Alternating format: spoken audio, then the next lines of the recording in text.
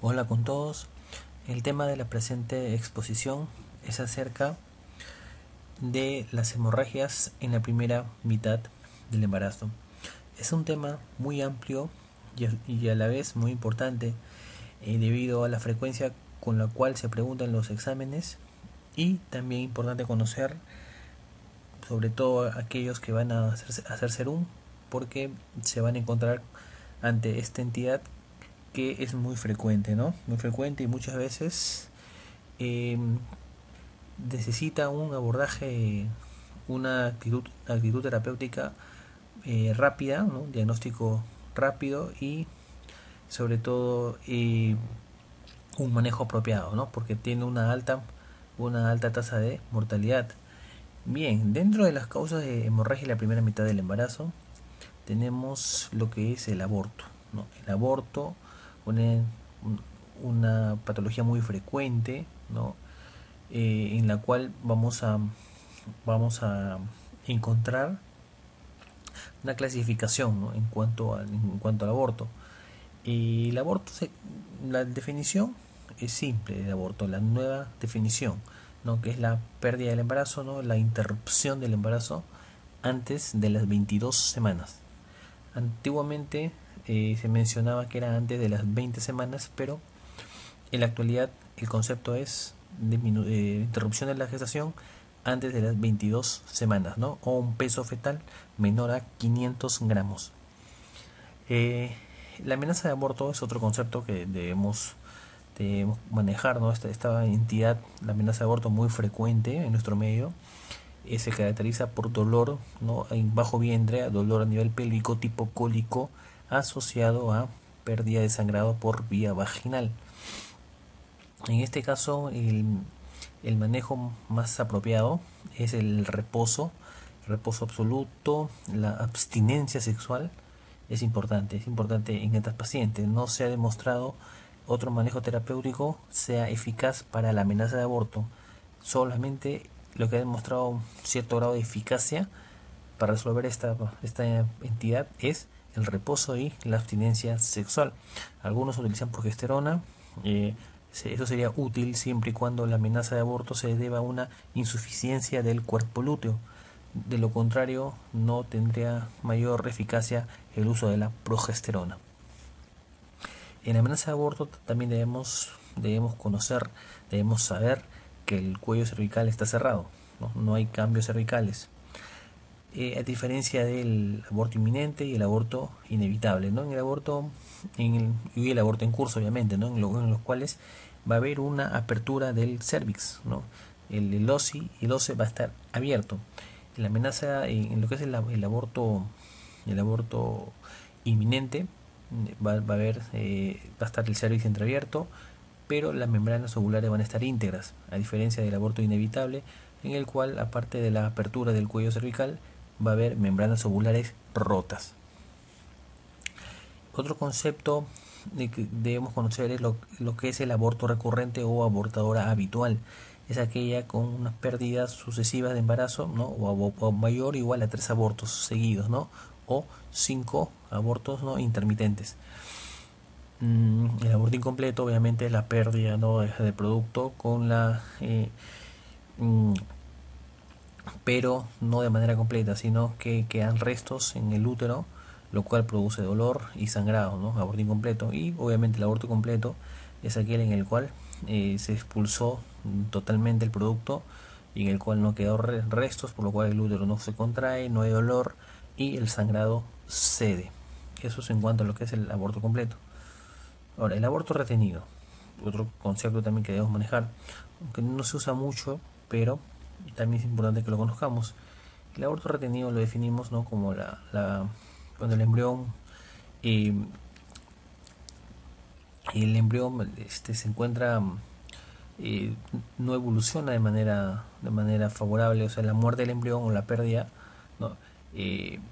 Por 4 semanas dentro del útero, ¿no? Eh, Cuando la gestación normal evoluciona, la hormona beta-HCG, la beta-HCG, no la hormona gonadrofina, la coriónica humana,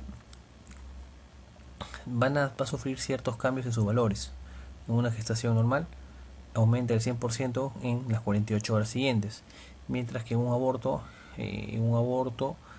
esto no sucede así. El incremento no va a ser del 100%, va a haber una disminución de los valores del beta-HCG, ¿no? En el aborto retenido o aborto frustro va a ocurrir eso, ¿no? Si tú le dosas la beta-HCG y le vuelves a medir a las 48 horas, obviamente en vez de encontrar un aumento, vas a encontrar una declinación de los valores, ¿no? Entonces, no olvidar el concepto de aborto retenido, ¿no? No es la pérdida de la gestación, ¿no? Con la retención del embrión, ¿no? Por 4 semanas, ¿no? O sea, que el embrión ya tiene 4 semanas dentro del útero, ¿no? Como quien dice que está muerto, pero que no lo ha expulsado, no está retenido. Mayor o igual a 4 semanas, ¿no? Eso es el aborto retenido, con el consiguiente riesgo de liberación de tromboplastinas placentarias que pueden llevar a una coagulación intravascular diseminada, por lo que en estas pacientes con aborto retenido, antes de hacerle un AMEU o legrado, es importante dosar, ¿no? El fibrinógeno, ¿no? El fibrinógeno o también el dímero D. Bien, el aborto séptico también es un concepto que debemos manejar, ¿no? Que obviamente el aborto sigue manteniendo el concepto, pero séptico le asocia la definición de el proceso infeccioso, ¿no? Que las membranas, los restos ovulares han sufrido un proceso infeccioso, lo cual se manifiesta en la madre en taquicardia, fiebre, leucocitosis, más división izquierda, proceso séptico, ¿no? Que inclusive puede llegar al shock séptico, ¿no?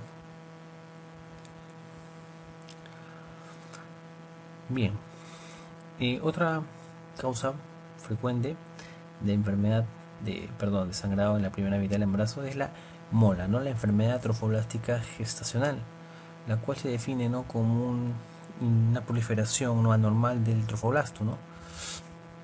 Con la consiguiente elevación de la hormona beta-HCG a nivel del sitio trofoblasto, una elevación de estos valores mayor a lo normal, ¿no? Estas pacientes van a cursar con valores elevadísimos de la beta-HCG por el crecimiento anormal del trofoblasto.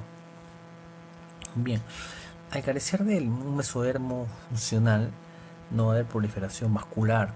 Recordemos que el trofoblasto, cuando invade el miometrio, ¿no? Tanto en la primera como en la segunda invasión trofoblástica, también llamada oleada del trofoblasto, se detiene en una zona rica en oxígenos, una zona rica vascularizada con un buen intercambio de oxígeno. Y al carecer de vasos, este trofoblasto, ¿no? de la mola va a seguir una proliferación anómala, ¿no? Va a seguir una proliferación anómala, y la ausencia de vasos linfáticos va a producir que haya una degeneración hidrópica, ¿no? Con la consecuente formación de vesículas, ¿no? Las famosas vesículas que observamos en la mola hiatiforme, ¿no? Algunas características clínicas importantes en esta entidad, y cómo reconocer que una paciente está cursando con esta enfermedad trofoblástica, va a ser que va a venir con una altura uterina mayor, ¿no? Y una altura uterina mayor que le corresponde para dicha edad gestacional. Vale decir, sabemos que el útero, cuando deja de ser intrapélvico y pasa a ser abdominal a partir de las 12 semanas, hay una buena correlación entre la altura uterina, ¿no? y la edad gestacional. Vale decir que una altura uterina de 15 centímetros se correlaciona muy bien con una gestación de 15 semanas. Sin embargo, en la mole hiatiforme o en la enfermedad trofoblástica no ocurre eso. El útero va a estar incrementado de tamaño que no va a corresponder para dicha edad gestacional. Por ejemplo, una gestante de 12 semanas cursando con un útero de aproximadamente 18 a 20 centímetros. Estas pacientes, debido a esta elevación de la beta de la HCG, van a cursar con quistes tecaluteínicos, ¿no? Que es frecuente encontrar en estas pacientes, que muchas veces pueden ser hemorrágicos, ¿no? Van a cursar con hipertiroidismo también, mayor incremento de la hiperemesis gravídica debido a esta elevación excesiva de la beta de la HCG. Y Recordemos que la enfermedad trombótica gestacional no se clasifica en la mola hiatiforme, ¿no? La cual puede ser completa, en la cual no hay producto, no hay placenta, o la mola parcial, en la cual sí puede haber parte de placenta, ¿no? O parte de embrión. Viene lo que es la mola invasiva, ¿no? En la cual hay penetración del miometrio, ¿no? Una invasión de la mola a nivel de todo el miometrio. Esta paciente va a cursar, después del tratamiento, puede cursar con valores permanentes de la beta-HCG. De ahí viene, luego de la mola invasora, el coriocarcinoma, ¿no? Coriocarcinoma, la cual puede cursar con metástasis, ¿no? Con metástasis, y aquí ya hablamos de un tratamiento distinto, ¿no? Un tratamiento con quimioterapia. Y tenemos aquí también una entidad que debemos conocer, que es el tumor del lecho placentario. Este tumor del lecho placentario tiene dos características que debemos conocer. El tumor del lecho placentario, a diferencia de las demás, no responde, no, a diferencia del coriocarcinoma, no responde al tratamiento con quimioterapia, ¿no? No responde el tratamiento con quimioterapia, ¿no? Por lo cual el tratamiento indicado es la histerectomía, ¿no? Y otra característica importante de este tumor del lecho placentario es que no va a cursar con valores elevados de la hormona gonadotrofina coriónica, a pesar de estar dentro del espectro de enfermedad trofoblástica. Pero la hormona que sí se va a elevar y que sí se puede dosar es el lactógeno placentario. El tumor del lecho placentario va a cursar con valores elevados del lactógeno placentario. El diagnóstico, obviamente la clínica, ¿no? El sangrado vaginal y la altura uterina que nos corresponde para la edad gestacional. Por ahí la aparición de quistes en los ovarios, ¿no? Hiperemesia gravídica. Todo eso nos puede ayudar a pensar, ¿no? En una enfermedad trofoblástica gestacional. Y también es importante mencionar que en esta entidad las pacientes pueden cursar con preeclampsia debido a esta proliferación de trofoblastos. Estas pacientes pueden cursar con preeclampsia antes de las 20 semanas, ¿no? Es importante conocer. Otra ayuda diagnóstica aparte de la clínica que estamos mencionando, de los valores elevadísimos de la beta-HCG, que a la ecografía va a haber un signo importante, casi patognomónico de la enfermedad trofoblástica, que es la imagen en copos de nieves o panal de abejas, ¿no? Y a esos asociados los quistes tecalautínicos ya tenemos ya el diagnóstico de enfermedad trofoblástica gestacional. Si sospechamos de una mola invasiva, podemos poner el Doppler y evidenciar, ¿no? La vascularización a nivel de la musculatura del útero, ¿no? A nivel miometrial.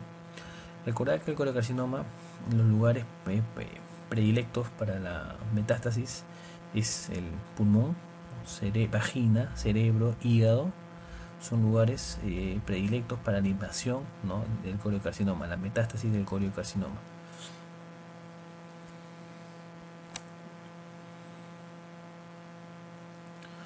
Bien, el tratamiento, obviamente, como todos debemos conocer, es el legrado por aspiración, es el tratamiento de elección. Posteriormente se dosa la beta-HCG, ¿no? Semanalmente, ¿no? Se comienza a dosar para evidenciar cómo decrece, lo que es lo que se espera, ¿no? Que los valores disminuyan.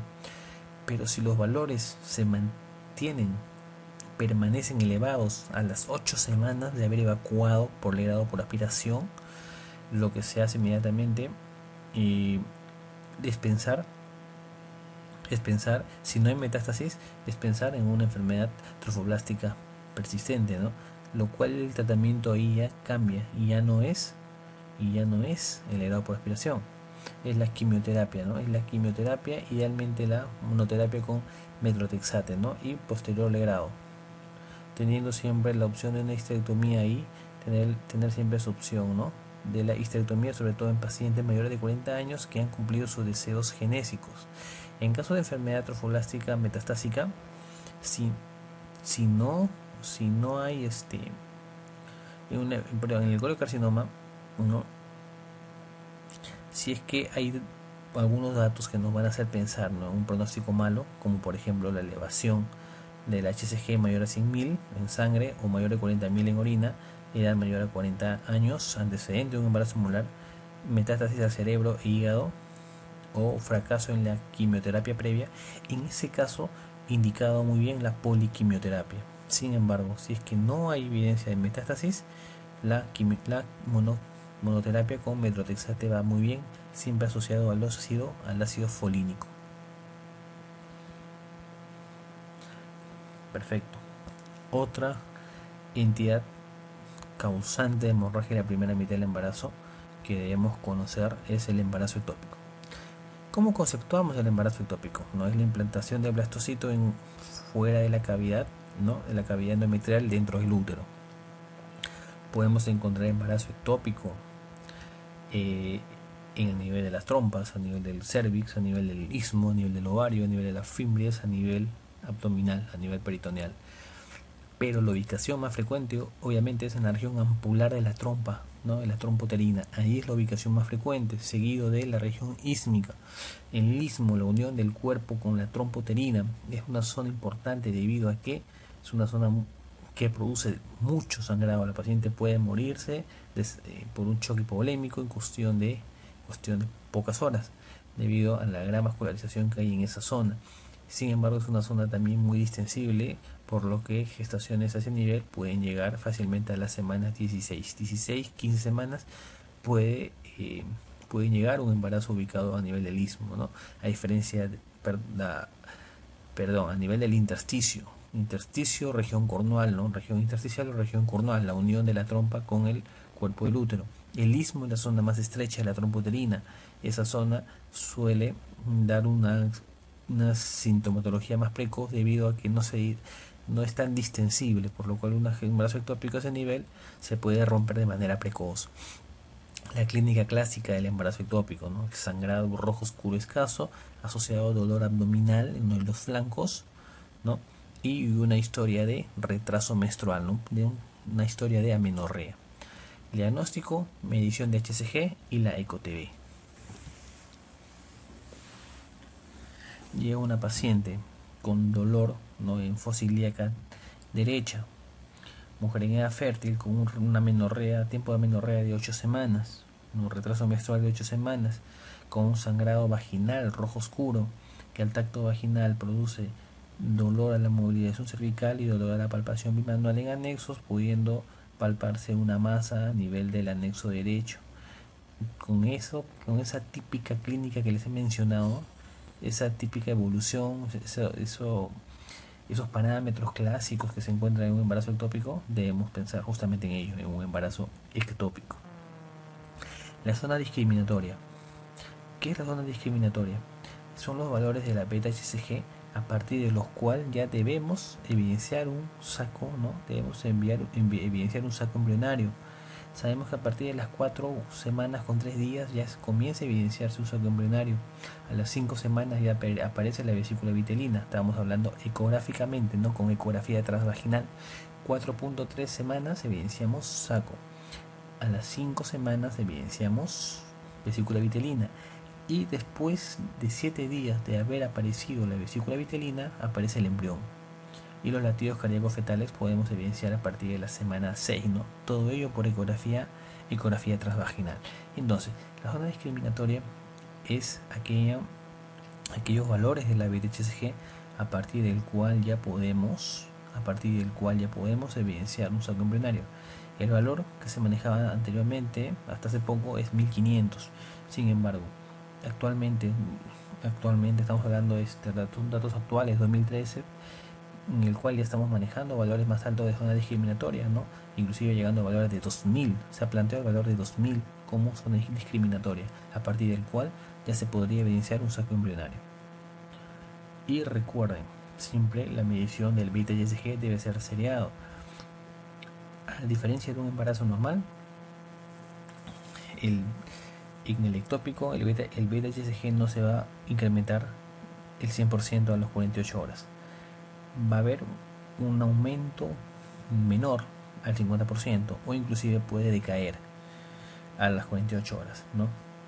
Y otro marcador que se podría utilizar en el embarazo ectópico es la progesterona. Hay bastantes estudios que hablan de la progesterona como una ayuda diagnóstica en el caso de duda, ¿no? En el caso de duda, si es que es un embarazo ectópico, si es un cuerpo lúteo hemorrágico, si es un quiste pélvico torcido, si es una apendicitis, La progesterona ayuda muy bien en en esta patología, ¿no? Se dice que valores menores a 5 de progesterona en sangre tienen mucha relación con un aborto. Entre 5 y 25 con un embarazo ectópico, y mayores de 25 estamos hablando de una gestación normal.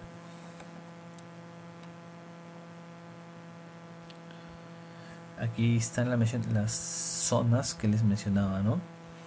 Y con las incidencias, la región ampular en un 80% de casos de incidencia en la cual se presenta, a nivel ISMI, a nivel intersticial 5%, ¿no? A nivel de las fimbrias 5%, ¿no? Ovarios 0.2%, el cervix también suele presentarse, ¿no? Y ahí el tratamiento es distinto, ¿no?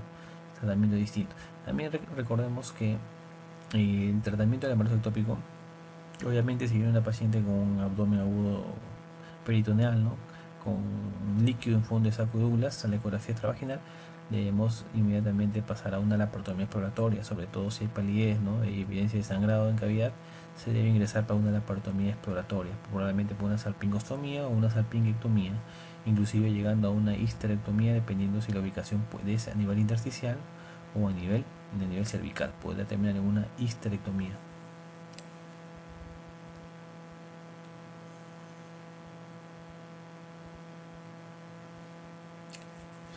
Bien, aquí hay unos factores que pueden favorecer la aparición de un nuevo embarazo ectópico. Tenemos antecedentes de gestación ectópica, ¿no? Debido a una causa que puede mantenerse, que esté produciendo, y la detención del producto a nivel de las trompas, ¿no?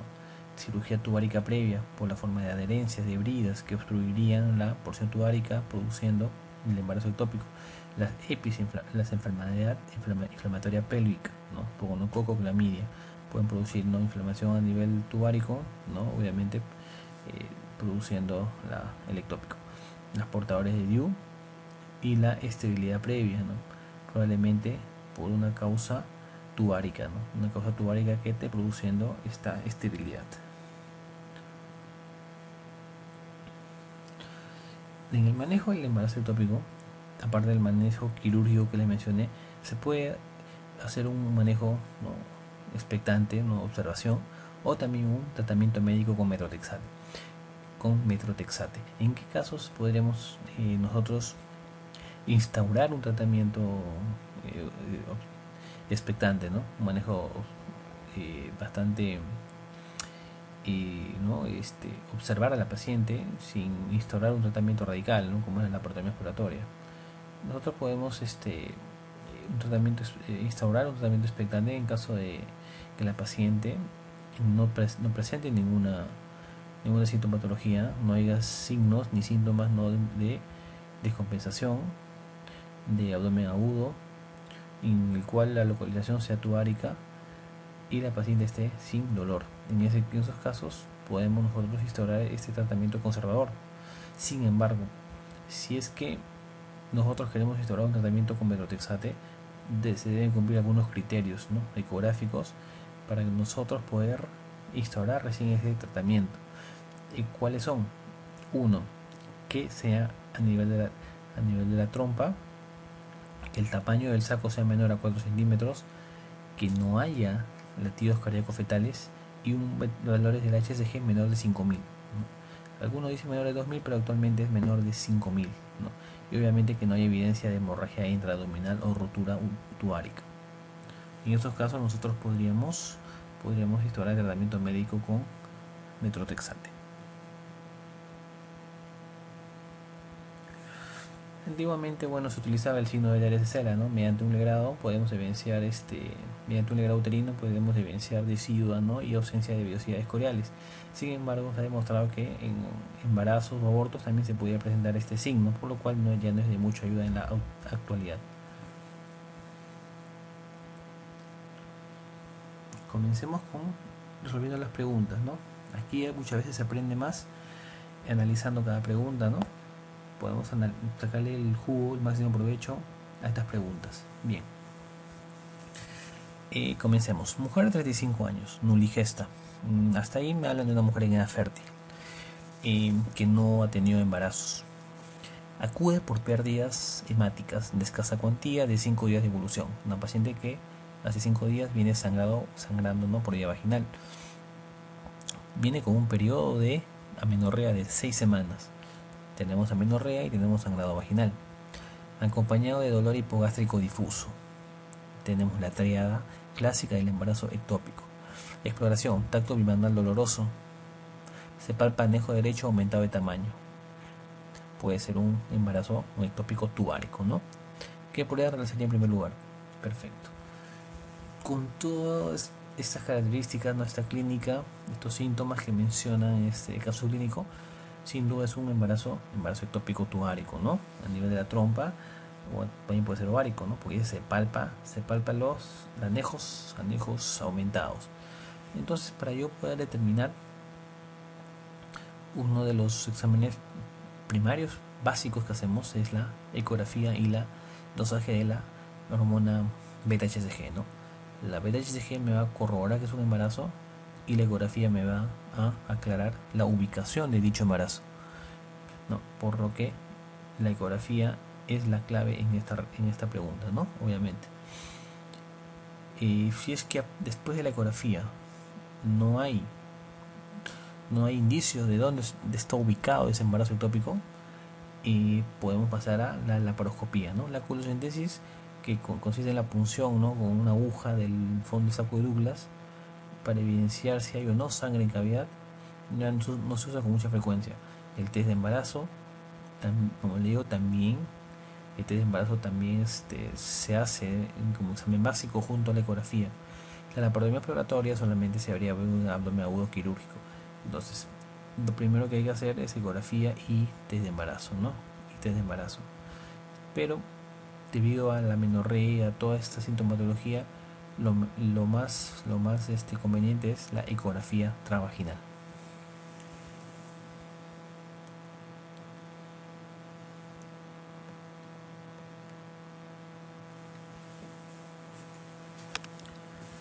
Gestante de 12 semanas que acude a urgencias por sangrado, ¿no?, por metrorragia y dolor abdominal de varias horas de evolución. A la exploración se observa que el cuello uterino está cerrado y en la ecografía se visualiza un embrión con latido cardíaco. Hasta ahí me están hablando de una amenaza de aborto, ¿no? Porque el cuello está cerrado y el bebito tiene latidos cardíacos presentes, por lo cual no es de ninguna manera un retenido, un aborto frustro, un aborto retenido. Estamos ante una amenaza de aborto. Y ante una amenaza de aborto, lo más inconveniente es el reposo. Bien, entonces tenemos la clave 1 y la clave 5. La clave 1 me pone un reposo relativo, la clave 5 reposo y progesterona vaginal. Si la paciente está sangrando, lo más conveniente es un reposo absoluto. Ahora, recordemos que el cuerpo lúteo mantiene la producción de progesterona durante la gestación hasta la semana 12 aproximadamente, en la cual la placenta asume, ¿no?, en la semana 9-10 asume la función de producir progesterona, por lo cual estaría indicado, ¿no?, de manera conveniente en una gestación de 12 semanas con amenaza de aborto sospechar, dentro de las múltiples causas, en una insuficiencia del cuerpo lúteo, ¿no? Y en este caso sí estaría indicado el uso de progesterona, ¿no? Entonces el cuerpo lúteo no produce la progesterona de manera adecuada, puede llevar a una amenaza de aborto o puede llevarnos a un aborto, ¿no? Por lo cual sí podríamos comenzar el tratamiento con progesterona vaginal, ¿no?, y el reposo. Por lo cual la clave sería la 5.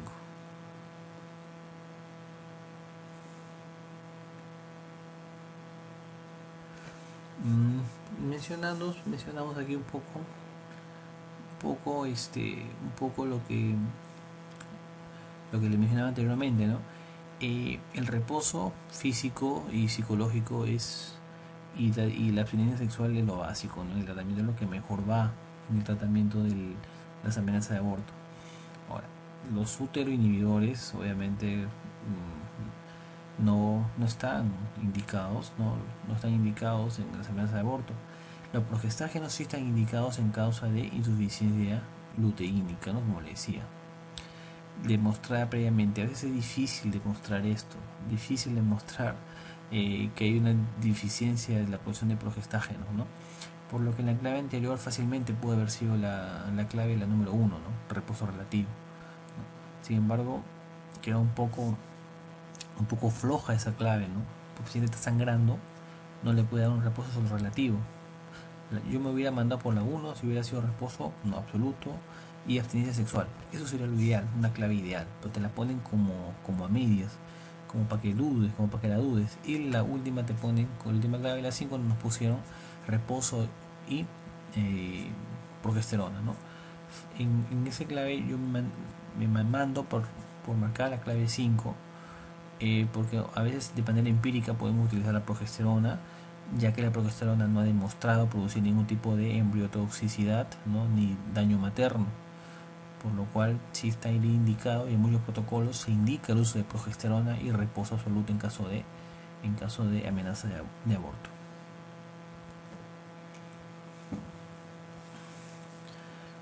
Paciente de 25 años que acude por metrorragias y contracciones importantes en la semana 20 de embarazo.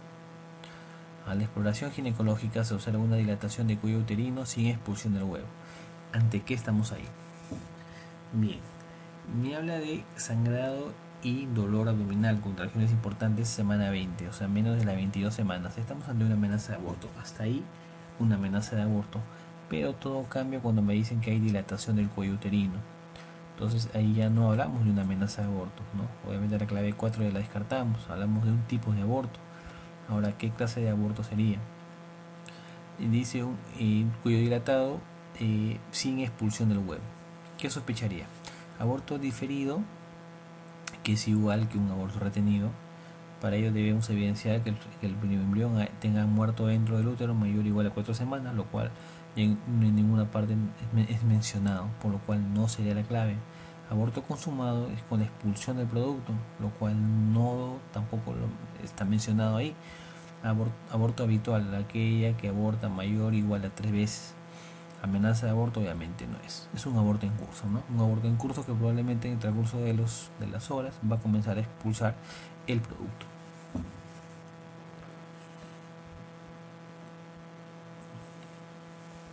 Bien.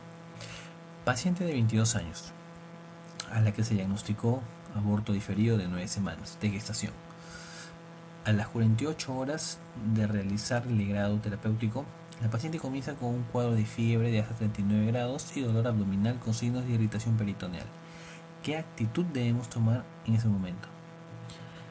Bien, una de las complicaciones que nosotros observamos al momento de realizar un legrado es la perforación uterina, ¿no? La perforación uterina que va a cursar obviamente con signos de irritación peritoneal, ¿no? En estos casos, una de las medidas apropiadas es, ¿no?, administrar oxitocina, ¿no?, a chorro, en una vía, un cloruro de sodio con oxitocina. Muchas veces con eso es suficiente, ese tratamiento es suficiente, pero otras veces cuando la paciente se muestra descompensada con un abdomen agudo quirúrgico, un abdomen peritoneal intenso, lo ideal sería una laparotomía exploratoria. Bien, en este caso analicemos las claves. En la clave 1 me dicen repetir el legrado, obviamente. Si yo pienso que le he perforado el útero por el legrado que le he hecho, no le voy a someter a otro legrado. En la clave 2, ¿es normal este cuadro después de un legrado? Obviamente que no es normal que la paciente haga fiebre ni que le produzca un dolor con signos de irritación peritoneal. Probablemente ahí había una perforación uterina, ¿no?, por el legrado. Obviamente no lo voy a someter a eso. Realizar una histerectomía. Podría ser dentro de nuestras alternativas siempre está la histerectomía. La 5, la laparoscopía diagnóstica.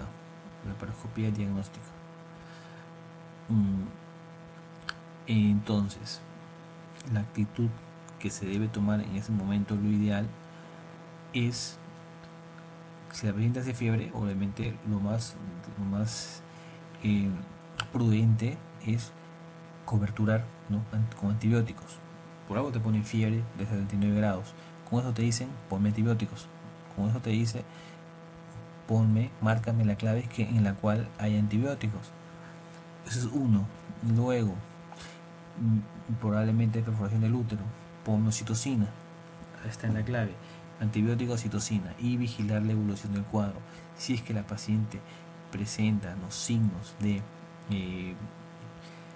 pérdida sanguínea oculta o de desmejoramiento del cuadro clínico, la paciente debería ser sometida, ¿no?, a una histerectomía, una laparotomía exploratoria con posibilidad de histerectomía, ¿no? Sería lo más adecuado.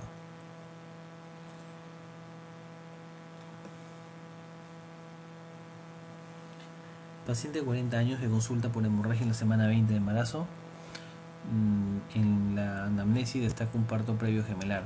A la exploración destaca un útero de tamaño mayor a lo que corresponde. Con ese datito que me dan, ya me están diciendo, sospechan una mola hiatiforme, ¿no? Porque la clínica de la mola cursa con eso.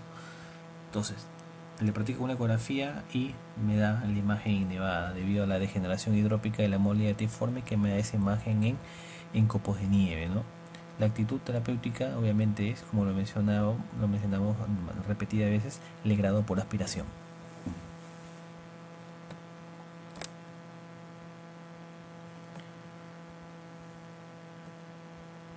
Bien. Una de las siguientes sustancias es de gran utilidad para el diagnóstico y seguimiento de la enfermedad molar, debido, ¿no?, a esta proliferación anómala del trofoblasto, del sitio trofoblasto, va a haber un incremento de los valores de la beta-HCG, por lo cual después de hacer el grado con aspiración dijimos que hay que dosar esta hormona, ¿no?, para hacer un seguimiento para ver cómo va declinando esta enfermedad, ¿no? Por lo cual aquí la clave es la 4, ¿no?, la HCG. La clave 5, lactógeno placentario, siempre y cuando pensemos en un tumor del lecho placentario. En ese caso sí debemos dosar el lactógeno placentario. El tumor del lecho placentario muchas veces es un cuadro que se va a presentar después de un parto vaginal. El paciente viene con antecedente de tener un parto vaginal y viene por sangrado, una hemorragia, ¿no?, por peral tardía. En estas pacientes debemos pensar en tumor del lecho placentario, ¿no? Y ahí estaría indicado medir el lactógeno placentario.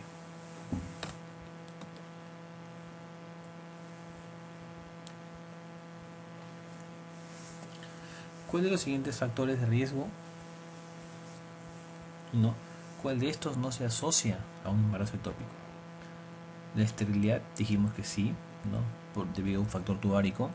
Cirugía abdominal previa por la formación de bridas y adherencias. Malformaciones uterinas obviamente van a impedir una correcta implantación. Los DIU son un factor predisponente ya reconocido de embarazo ectópico. La utilización del diafragma no. El diafragma son como anillos que se colocan a nivel de la vagina que impiden el paso del espermatozoide, ¿no?, al cervix, lo cual no aumenta el riesgo de embarazo ectópico. La utilización del diafragma no está considerado dentro de factores de riesgo para embarazo ectópico.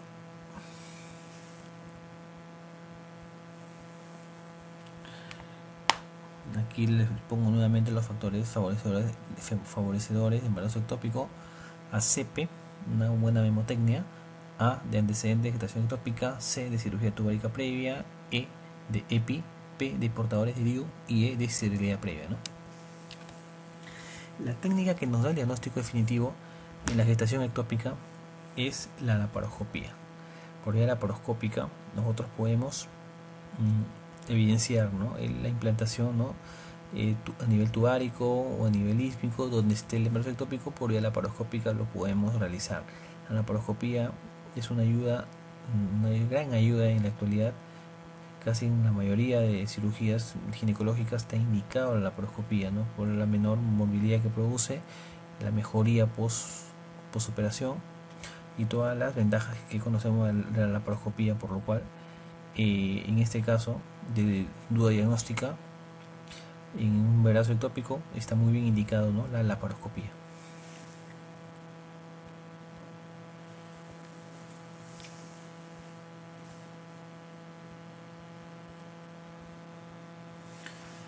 Entonces no se olviden que la laparoscopía, ¿no?, y el laboratorio, ¿no?, en anatomopatología nos van a confirmar el embarazo ectópico.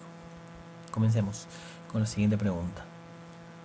Paciente de 25 años con amenorrea de 6 semanas y precnosticón positivo, no, o sea, prueba de embarazo positivo.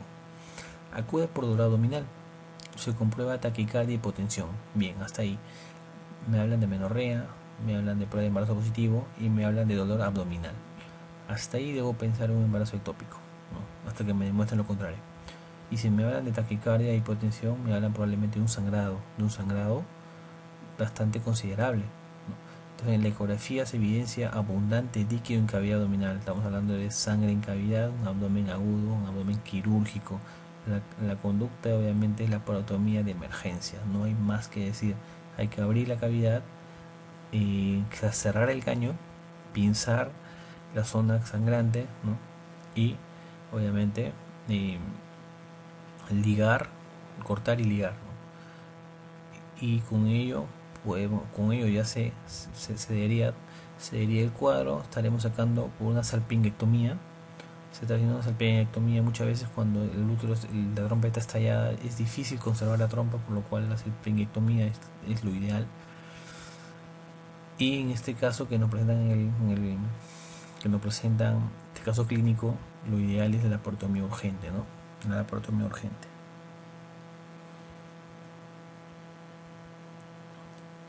Referente al aborto espontáneo, está aceptado todo lo mencionado a continuación, excepto, me dice, la gran mayoría se produce en las primeras 12 semanas, la mayoría se produce antes de la semana 6, ¿no? Después de la semana 12 estamos hablando de aborto tardío, no es tan frecuente. Antes de la semana 12 la mayoría de causas de aborto son alteraciones cromosómicas, ¿no? Mientras que pasado la semana 12 en los abortos tardíos tenemos que pensar más en una incompetencia cervical. La clave B me dice, más del 50% son debido a anomalías cromosómicas, lo acabo de decir, verdadero. Su frecuencia se incrementa a partir de los 35 años, verdadero. Recuerden que ser multigesta es factor de riesgo para muchas patologías dentro de la ginecobstetricia. D. Su expulsión casi siempre es precedida por muerte de embrión o feto, cierto. E. La diabetes controlada juega un papel importante. La diabetes no controlada sí produce aborto, más la diabetes controlada no tiene una relación clara con el aborto.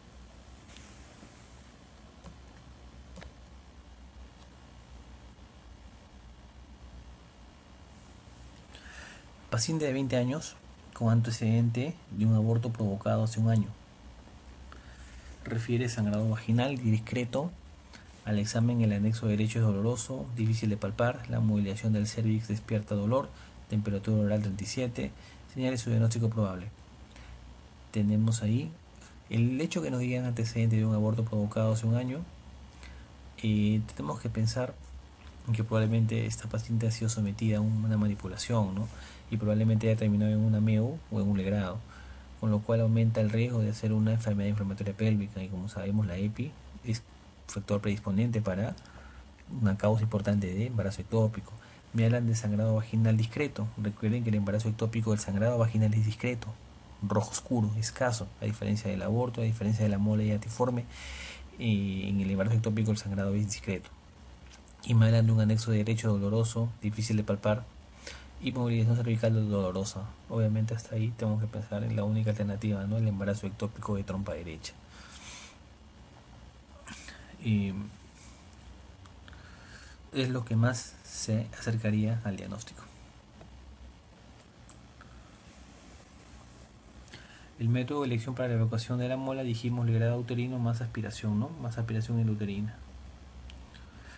Ante una paciente con una amenorrea de 9 semanas que presenta metrorragia profusa y persistente de 2 días de evolución, al examen presenta útero blando aumentado de tamaño, cuello permeable dilatado en sus dos orificios, no tanto el OSI como el OSE. ¿Cuál es el diagnóstico presuntivo?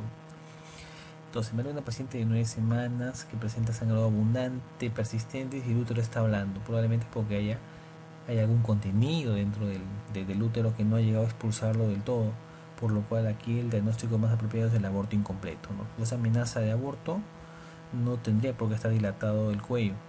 Si fuese un aborto completo, no tendría por qué seguir sangrando, ¿no? Entonces la clave es el aborto incompleto. El factor de riesgo más frecuente para embarazo ectópico, la EPI, sin dudarlo, ¿no? La EPI que produce inflamación inflamación, fibrosis a nivel de la trompa uterina, ¿no? y por ende de tensión a ese nivel, con la consecuente producción de un ectópico ampular o ísmico. El embarazo ectópico está muy relacionado con la enfermedad inflamatoria pélvica, ¿no? Tenerlo presente siempre. Mujer de 30 años con antecedente de método anticonceptivo de ampollas trimestrales. Recuerden que las ampollas trimestrales tienen componente de progesterona, ¿no? En su mayoría de veces, ¿no? La medroxiprogesterona. Y recuerden que las progesteronas producen disminución de la motilidad, ¿no? De la musculatura lisa, ¿no? A nivel de la trompa también produce dicho efecto. Entonces esta paciente de 30 años con antecedente de un método trimestral acude a consulta por presentar dolor en fosa ilíaca derecha y fecha de última regla 20 de abril. Bueno, no ayuda mucho ese dato de 20 de abril. Con fórmula de Gesta 2 para 1011. Gesta 2, recuerden que es el número de embarazos. El P1, el 1 me habla de una gestación a término. El 0 me habla de que no tuvo ni una gestación pretérmino. El 1 me habla de que tiene un aborto. Y el último 1 me habla de que tiene un hijo vivo. Entonces, al examen presenta útero de 9 centímetros, dolor al movilización del cuello uterino y se palpa masa en la trompa derecha. Ni hablar. ¿De qué podemos estar pensando? Un embarazo ectópico. Ahora, aquí me ponen diferentes localizaciones asociadas a otros cuadros, ¿no? Un poco para despistar, un poco para tantear. Analicemos bien entonces esta pregunta, ¿no? Del momento que me hablan de una paciente de 30 años, una mujer en edad fértil, con ampollas trimestrales, ¿no? Y recuerden que los métodos anticonceptivos de pura progesterona también están asociados a embarazo ectópico debido a que disminuye la motilidad a nivel de la trompa uterina. Acude por presentar dolor en fosa ilíaca derecha, síndrome de fosa ilíaca derecha, pensar en ectópico o apendicitis. Esta fórmula obstétrica no era de un aborto. Recuerden que el aborto también es un factor predisponente para producir enfermedad inflamatoria pélvica. Entonces hasta ahí todo me apunta a un ectópico. Y el examen presenta un útero de 9 centímetros, dolor al movilización del cuello, eso es un cuadro clínico frecuente de una gestación ectópica. Y se palpa masa de 3x2 en la trompa derecha. O sea, de que es un ectópico tubárico, es un ectópico tubárico, no pensar en otra cosa. Pero sin embargo aquí en las claves me ponen hasta 3 claves que podrían ser las respuestas: embarazo tubárico más EPI, 2 embarazo tubárico a pedículo torcido y 3 embarazo tubárico. Entonces ahí viene la duda, ¿cuál de esas es? Porque cualquiera podría ser. Bien, para ello tenemos que recordar los criterios de EPI, los criterios mayores, cuáles son: dolor a la movilización cervical, dolor a la palpación bimanual en anexos y historia de dolor pélvico, ¿no? Obviamente este cuadro puede estar encubierto totalmente por el cuadro del embarazo tubárico, ¿no? Porque el embarazo tubárico también cursa con dolor a la movilización del cuello. Aquí no me hablan de una historia de dolor abdominal pélvico. Ahora, la 2 dice embarazo tubárico a pedículo torcido.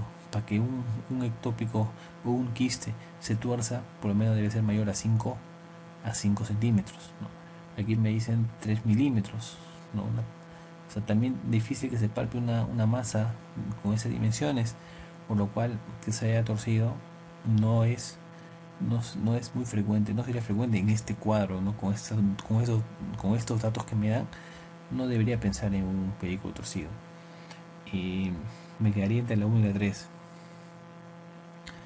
Para yo pensar en EPI tendría que haber algunos datos que no veo en este caso clínico, ¿no? Que no aprecio en este cuadro clínico. Por lo que lo único que yo podría marcar con certeza es que es un embarazo tubárico. No podría demostrar que es una EPI, ¿no? Obviamente la movilización al movilizar el cuello le va a producir dolor, pero no puede ser por el EPI, también puede ser por el embarazo ectópico en sí, que también produce dolor a la movilización del cuello. Bien, entonces de ahí la clave es la 3, ¿no? Con certeza, el embarazo es tubárico.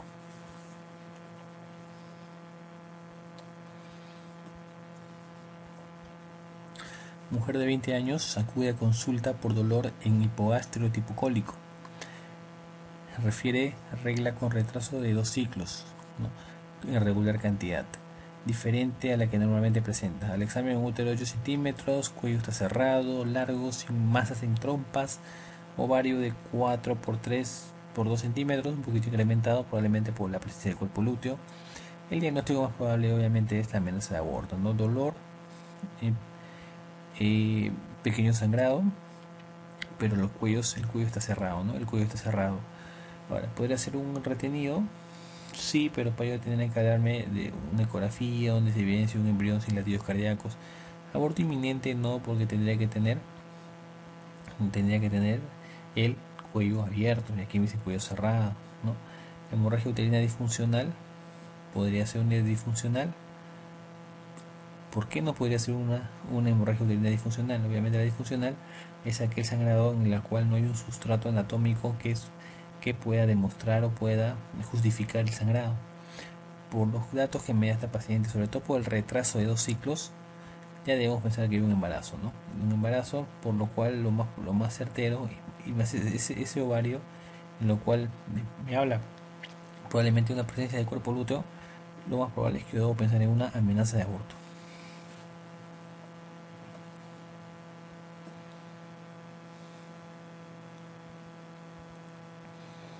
Bien, cuando yo hago un legrado uterino y perforo el útero, si bien es cierto, una de las medidas que les mencioné es la administración de oxitóxicos, ¿no? Y observación, si es que la perforación no es muy grande, pero muchas veces lo ideal es, después de una perforación uterina, con una cureta cortante sobre todo, es una laparotomía exploratoria, ¿no? Para suturar, a la medida de lo posible, ¿no? La zona que el útero ha sido perforada.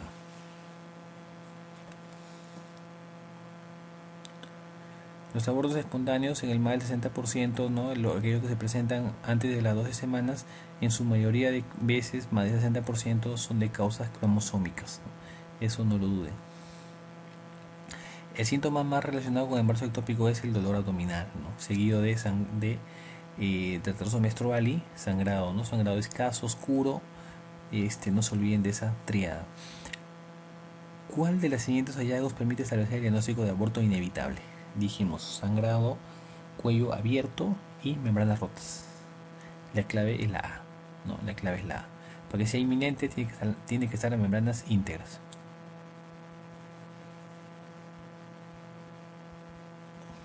Bien. Embarazada a quien le determinan el embarazo por manifestaciones clínicas de mola, el tejido resecado tenía vesículas. Bien. Recuerden lo que les mencioné, la ausencia de vasos linfáticos en el embarazo molar me ha producido una acumulación de líquido extracelular. Esas son las famosas vesículas, ¿no? O como uvas, presencia de uvas, que se evidencia, ¿no? Que se evidencia como copos de nieves en la ecografía extravaginal. Y eso es patognomónico de la moliatiforme, ¿no? El coriocarcinoma no presenta vesículas, no presenta degeneración hidrópica. Entonces, ahí la clave es la mola, ¿no? La mola es la respuesta.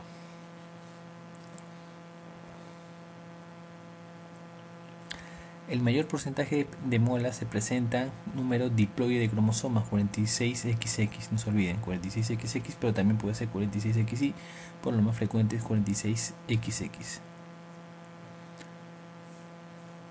La causa más frecuente de shock séptico en ginecología obstétrica obviamente es el aborto séptico, ¿no? El aborto séptico es la causa más frecuente de shock séptico, ¿no? Recordemos que el shock séptico es aquel que no responde a una reposición, ¿no? Una reposición hídrica adecuada, ¿no? Le puedes colocar vías por todos lados, cloruro de macel por todos lados, sin embargo no te va a responder. Tienes que dar ahí vasotrópicos, no tienes que dar dopamina, adrenalina, noradrenalina, ¿no? Cardiotónicos tienes que dar en esta clase de pacientes porque no te van a responder al cloruro de sodio ni a las poligelinas. Y obviamente una cobertura antibiótica amplia.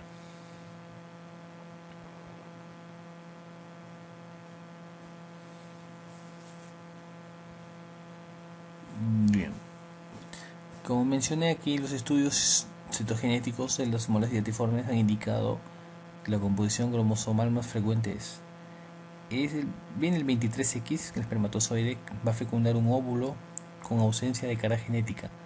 por lo cual este 23X al duplicarse me va a dar un 46XX, ¿no? Por lo cual ese va a ser la más frecuente composición cromosomal, 46XX, ¿no? Aquí la respuesta es la 2. Es la 2, 46XX, no es la 1, hay un error, aquí la clave es la 2, 46XX.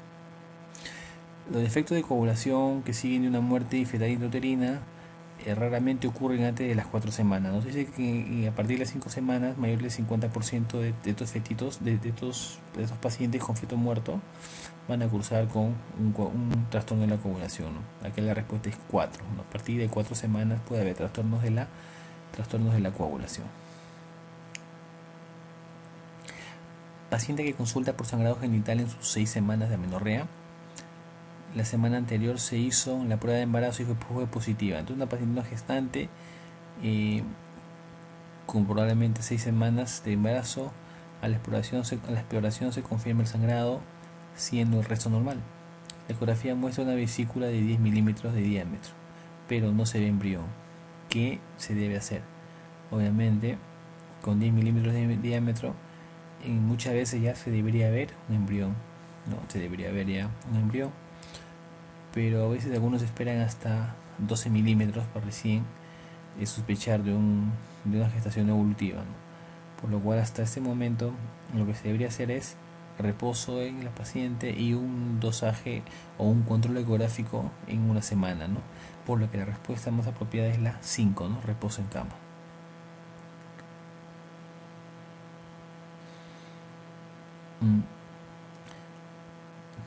Bien, acá hay que tener en cuenta que en ningún momento aquí nos mencionan de un sangrado vaginal, ¿no? Por lo cual no podemos sospechar de una amenaza de aborto. El reposo en cama, recuerden que siempre se da en caso de que haya un sangrado, una amenaza de aborto, ¿no? La paciente está con un sangrado.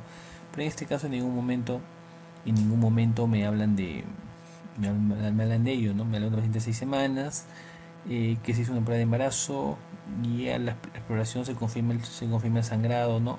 Siendo el resto normal, pero no hay un sangrado excesivo, por lo cual aquí quizás la conducta más adecuada sea el reposo relativo, ¿no? Respuesta entre la 4 y la 5.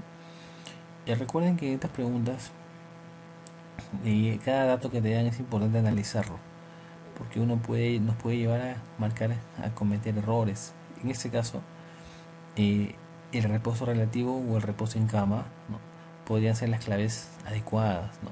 De alguna manera rectifico mi clave, pero el hecho de que me dicen que la paciente está con sangrado, ¿no? Está con un sangradito, ya me están hablando de una posibilidad de amenaza de aborto, ¿no? Por lo que la clave ideal pues sería el reposo en cama, ¿no? Dependiendo también no solamente de ese aspecto del sangrado, sino también otros parámetros clínicos que tendría que tener en cuenta para darle un reposo relativo, no un reposo absoluto. Casi siempre cuando hay amenaza de aborto con sangrado activo es reposo en cama, ¿no? Para pasar a los siguientes días a un reposo relativo, ¿no? Esa es la secuencia que se debe seguir en una amenaza de aborto con sangrado activo.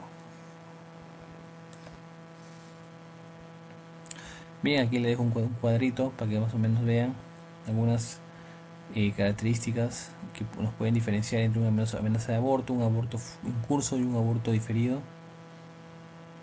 Bien, sigamos con las preguntas. Mujer de 36 años con historia de abortos tardíos de repetición.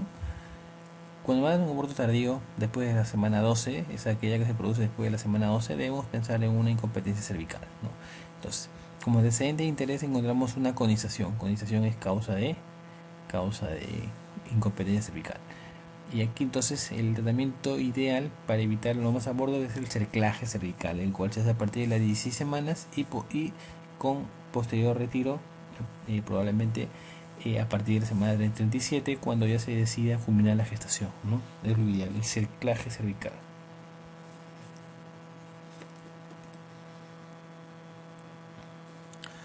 Una mujer en su cuarto mes de embarazo comienza a sangrar y el médico le detecta un útero más grande que el esperado para su edad gestacional. Hasta ahí, mola, hasta que me demuestre lo contrario. Decide interrumpir el embarazo y le practica un legrado, ¿no? Obviamente debe ser por aspiración, si pensó en una mola. El patólogo al examinar muestra observa numerosos quistes avasculares. Con proliferación significativa de trofoblasto, no hay feto y no se detecta la invasión del miometrio. O sea, no es una hemolia invasiva, es una mola hidatiforme completa, porque no hay feto, ¿no? Es una mola hidatiforme completa. Paciente de 28 años, con antecedente de ser portadora de DIU, factor de riesgo para ectópico. Acude a urgencias tras menorrea de 6 semanas por spotting, que es un sangrado escaso y como en manchas, ¿no? Dolor, un sangrado como en manchas. Dolor abdominal continuo, que fue más brusco días antes. El test de embarazo dio positivo. Ecografía, útero normal, vacío, con endometrio fino. Ambos ovarios son normales y no se visualizan masas anexiales, pero hay discreta cantidad de líquido libre en Douglas.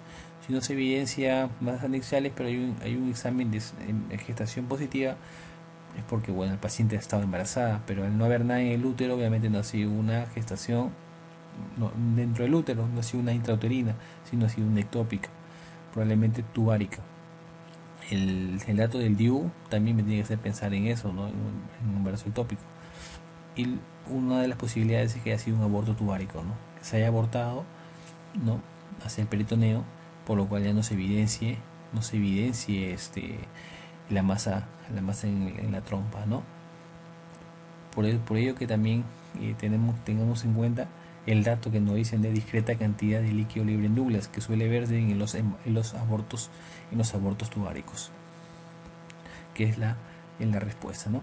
¿Cuál es el tratamiento del aborto tubárico sin hemorragia intraabdominal ni rotura tubárica? Y obviamente la observación y control seriado de beta HCG, ¿no? Ese es el tratamiento ideal, ¿no? Un aborto tubárico sin hemorragia intraabdominal ni rotura tubárica, que no haya latidos cardíacos y la paciente esté compensada, podemos hacer un tratamiento expectante, ¿no? Con observación y control seriado de beta HCG. Aquí está lo que les hablaba sobre la duplicación del HCG. Bien. Mujer de 25 años en la 7ª semana de amenorrea acude a urgencias por sangrado vaginal. A la exploración se destaca un útero mayor que la amenorrea, ¿no? En la ecografía se ve los copos de nieve y hasta ahí me está diciendo que es una mola, ¿no? Una enfermedad trofoblástica gestacional. Entonces, el médico que la evalúa sospecha de un embarazo molar, decide hacer un legrado por aspiración que confirma el diagnóstico. Se realiza seguimiento de la paciente con determinaciones de HCG que persisten elevadas tras 8 semanas. Se descarta afectación extrauterina. ¿Cuál es lo más apropiado? Lo dijimos, ¿no? La monoquimioterapia con metotrexate más legrado. Esa es la respuesta. La clave es la 1, ¿no? La clave 2 es legrado. Por sí solo no es solamente lo ideal. La poliquimioterapia, ¿no? Lo realizaríamos si hay evidencia de metástasis, ¿no? En este caso lo ideal es una monoquimioterapia con metotrexate, ¿no? Con metotrexate asociado a un legrado. Y la clave 1 es la respuesta. Y aquí está más o menos el argumento, la justificación, ¿no? de por qué la clave es la 1, ¿no? Gestante de 41 años y 8 semanas. Gestante de 41 años y 8 semanas de embarazo, ¿no? Antecedente de hipermesia gravídica, presenta sangrado vaginal hace 2 días, altura uterina de 12 centímetros, especuloscopía de sangrado moderado acompañado de coágulos, subunidad beta mayor de 100.000. ¿Cuál es la conducta a seguir? Hasta ahí, ¿qué pensamos? Si me dicen 8 semanas de embarazo, pero un útero de 12 centímetros, me hablan de una gestación un útero que no corresponde para dicha edad gestacional. Y miren la subunidad beta, está elevadísimo, mayor de 100.000. Para 8 semanas 100.000 está muy elevado, lo cual aquí tendremos que estar pensando en un embarazo molar, ¿no? En una enfermedad trofoblástica gestacional. Aparte de la hipermesia gravídica también es un punto a favor de la enfermedad gestacional, ¿no? Entonces obviamente yo debo de confirmar mi diagnóstico, y una buena opción es la ecografía, ¿no? La ecografía obstétrica para evidenciar la imagen en copos de nieve, que me va a dar el diagnóstico, ¿no?, más certero de una enfermedad molar. Mujer de 31 años, gesta 2 para 1011, o sea, paciente que ha tenido un aborto, una gestación a término, un hijo vivo, acude por emergencia presentando dolor pélvico, sangrado vaginal, no recuerda FU, no usa método anticonceptivo, o sea, probablemente está embarazada, especuloscopía, el orificio cervical externo e interno abiertos, se aprecia restos en canal vaginal y un útero de 12 centímetros. ¿Cuál es la actitud a seguir? Hasta ahí me hablan de un aborto, obviamente un aborto en curso, porque me hablan de restos en canal vaginal, ¿no? Me hablan de un aborto que está en curso. Entonces lo ideal es hacer prácticamente dos cosas, o bien ameo o bien legrado. Ameo se hace hasta los 12 centímetros de tamaño de útero, ¿no? Mientras que el legrado de 13 para arriba hacemos legrado uterino. Hasta 12 centímetros hacemos ameo, por lo cual aquí lo ideal es hacer una aspiración intrauterina, no un ameo. Aspiración manual intrauterina. Endouterina, ¿no? Aspiración manual endouterina. Mujer de 20 años de edad, con amenorrea de 7 semanas, acude por dolor abdominal, el examen físico 80-60, hipotensa, probablemente tenga una pérdida notable, ¿no?, de sangre, temperatura 37, se palpa masa anexial dolorosa, tacto vaginal, dolor en cervix al movimiento, obviamente es un embarazo ectópico, ¿no?, roto, por ahí es un embarazo ectópico roto que necesita una laparotomía de emergencia.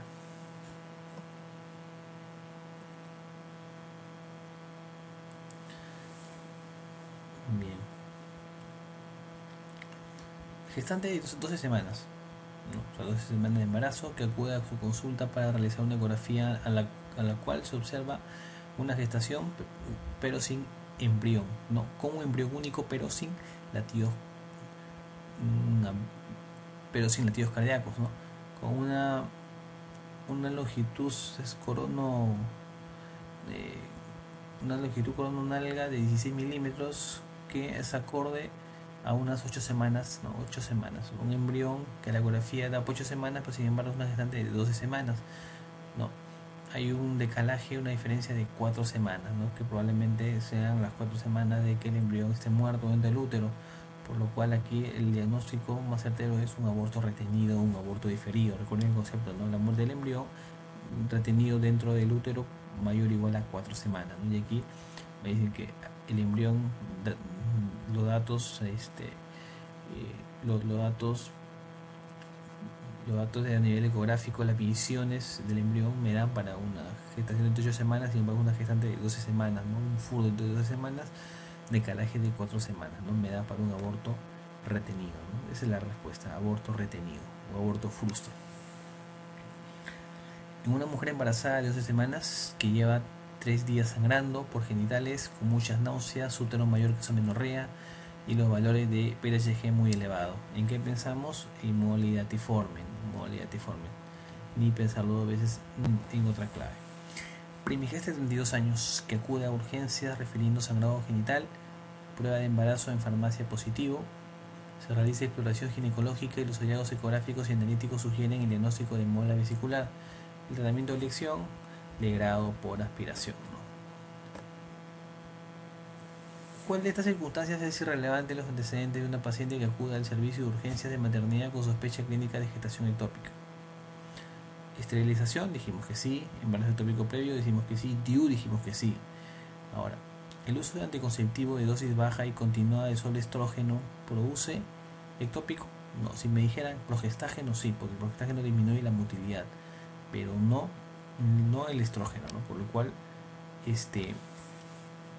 tendríamos que sospechar en la clave 5. Sin embargo, ese primigesta sería es un factor de riesgo para embarazo ectópico. Ahí nos ponen en una disyuntiva, ¿no? Dilema, está entre la 4 y la 5, porque por teoría sabemos que los progestágenos disminuyen la motilidad, ¿no? La motilidad.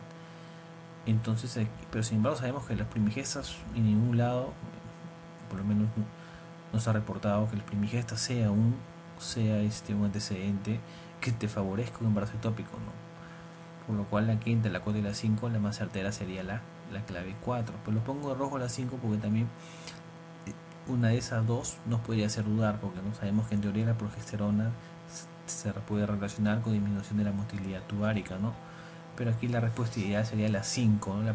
Ser primigesta no te aumenta el riesgo de embarazo ectópico. ¿Cuál de los siguientes métodos diagnósticos es el esencial para el seguimiento y control de las pacientes sometidas a evacuación de una embolia tiforme y la detoxificación de BTHG en suero, ¿no? Lo dijimos, ¿no? Tenemos que esperar que estos valores decaigan, ¿no? en las semanas siguientes al grado por aspiración. Una mujer en su cuarto mes de embarazo comienza a sangrar y el médico le detecta un útero más grande que el esperado. Decide interrumpir el embarazo y le practica un legrado. El patólogo examina las muestras observando numerosos quistes avasculares, embolia tiforme completa, ¿no? Recuerden que la parcial es en la cual se puede evidenciar partes fetales, ¿no? Bien, la localización más frecuente del embarazo ectópico es la porción ampular de la trompa, ¿no? Esa es la localización más frecuente del embarazo ectópico. Paciente con antecedente de aborto tardío anterior, ingresa a las 18 semanas de gestación por dolor hipogástrico leve no acompañado de hemorragia. En la exploración se aprecia un cervix dilatado y una bolsa íntegra prominente. Recuerden, la causa más frecuente de aborto tardío, insuficiencia cérvico-ísmica, ¿no? Esa es la causa más frecuente, a diferencia de los abortos precoces, que son las alteraciones cromosómicas, ¿no? La causa más frecuente de aborto en la población general española, bueno, esa es una pregunta que viene en el MIR, las anomalías congénitas, ¿no? Anomalías congénitas, diploidías, triploidías son causas frecuentes de abortos precoces. ¿Cuál es la diferencia fundamental entre el aborto inevitable y el aborto incompleto? Es que el aborto inevitable hay expulsión de tejido, hay expulsión de tejido embrionario. En el aborto incompleto hay una expulsión de tejido embrionario, mientras que en el inevitable no hay expulsión, pero sí hay un cuello dilatado y hay membranas rotas, ¿no? Esa es la diferencia básica entre uno y otro tipo de aborto. Señale cuál de las siguientes afirmaciones no es verdadera respecto al aborto. En caso de insuficiencia del cuerpo lúteo, se debe administrar estrógeno desde el periodo preimplantatorio. No, es progesterona. Dijimos, ¿no? La progesterona se debe añadir en caso de aborto por causa de insuficiencia del cuerpo lúteo. Bien.